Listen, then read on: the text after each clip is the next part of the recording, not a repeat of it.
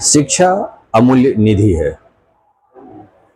जिसके पास शिक्षा है उसके पास शक्ति सामर्थ्य की क्षमता में भी लगातार वृद्धि होती रहती है। जब भारत में शिक्षा की दर कम थी, हम गुलाम थे और एक गुलाम देश की जनता उसकी स्वतंत्रता, समानता और न्याय का अधिकार नहीं था।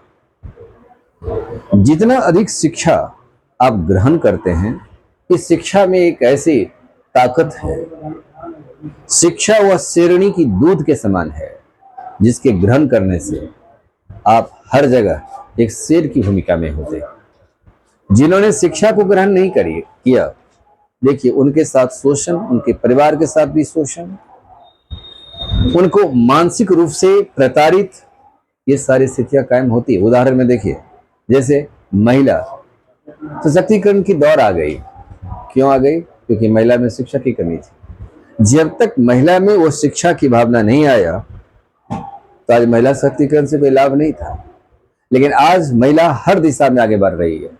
वो शिक्षा की शेरनी की दूध को ग्रहण करके आज हमारा फाइटर विमान चला रही है। हर जगह महिला पहुंच रही है।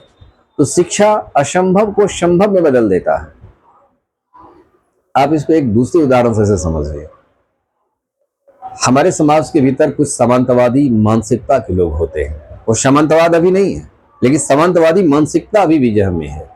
क्योंकि उनके यदि दादा परदादा बड़े जमींदार थे, तो अब यदि उस समाज के भीतर कोई यदि गरीब आदमी है, उसमें यदि शिक्षा की भावना आ गई है तो आगे बढ़ रहा है। उसको इस सामंतवादी और उनके परिवारगण उनकी मान्यता नहीं देते हैं, उनको वो इज्जत नहीं देते हैं, उनके बेटी विवाह पर भी सवाल खड़ा कर देते हैं, जिसको अपने समाज में अगुवाई कहते हैं। उसको भड़काने का काम करते हैं, उनकी इज्जत देने में कमी आती है। उस तमाम व्यवस्था का समाधान का एक ही तरीका है कि आप उस समाज के भीतर में रहना चाहते हो और समाज में यदि तुम उसका बदला लेना चाहते हो तो तुम शिक्षा रूपी शेरनी का दूध पीना पड़ेगा। इसके अलावा दूसरा कोई विकल्प नहीं है। तुमने जिस दिन ये ग्रहण कर लिया, वही सामंतवादी तेरे विचारों को मानता है, तेरी बातों को मानता है। तेरा जो हक अधिकार संपत्ति का दोहन कर रहा है वो वापस उसे करना पड़ता है। यह शिक्षा में ताकत है, ताकि वो भी समस्या आने से पहले शिक्षा एक समाधान का रास्ता देती है। इसीलिए ज्ञान जब आप अर्जित करते हैं तभी शांति मिलेगा। मैं एक छोटी सी उदाहरण के रूप में आपको ऐसे समझाता हूं।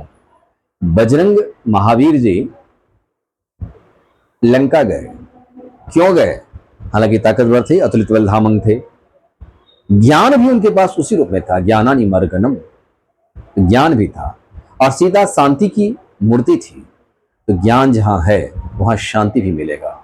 इसलिए पानी अपनी रास्ता ढूंढती है तो ज्ञान भी अपनी रास्ता को ढूंढती है।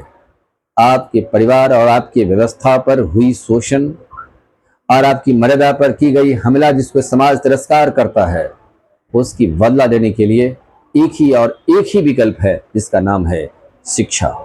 और शिक्षा रूपी गुण को धारण करके तुम इस समाज के भीतर अपना इस स्थान और इज्जत को पा सकते हो। जैसे यह भी कहा गया है, माता वैरी पिता शत्रु ये न बालो न पाठिति नौ शोभते सभा मध्य हंस मध्य वको यथा। इसलिए माता और पिता दुश्मन के समान हैं, वैरी हैं, जो अपने बच्चे को नहीं पढ़ाते हैं। इसलिए हर माता पिता का पहला कर्तव्य वह खाना खाए व ना खाए, शिक्षा रूपी शेरनी का दूध अपने बच्चे को जरूर पिलाए, ताकि आपका बच्चा सेहतमंद होगा। शोषण मुक्त समाज के निर्माण में उसकी योगदान होगी।